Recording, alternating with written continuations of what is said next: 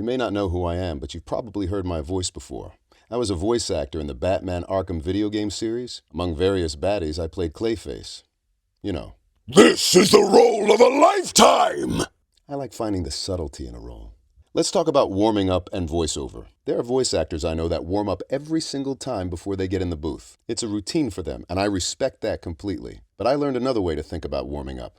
From Kiefer Sutherland. I played the bad guy in season 2 of a show called 24 on Fox. Kiefer Sutherland was not only the lead actor in the show, he was also a producer, and he voiced the promos for the show. One day we were shooting an episode, and when we had lunch break, we sat down and we started talking about voiceover. I remember him telling me this story about driving to a studio for an audition. He sat in the car and read over the script. In the specifications and directions at the bottom of the page, it said something about wanting an actor with a raspy, gravelly, gritty voice. So Kiefer decided to smoke a cigarette in his car. The whole thing.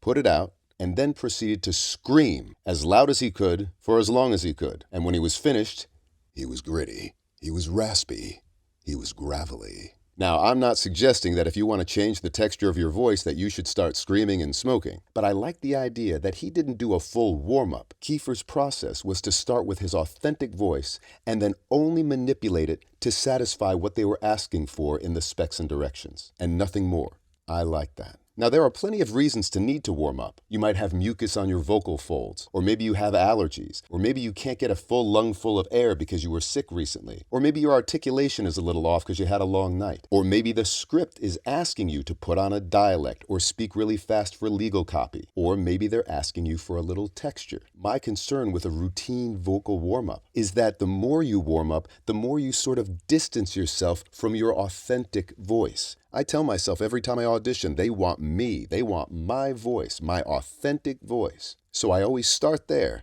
and then I make little adjustments based on the specs and directions and how I'm feeling that day. Think about it. All right, go book something.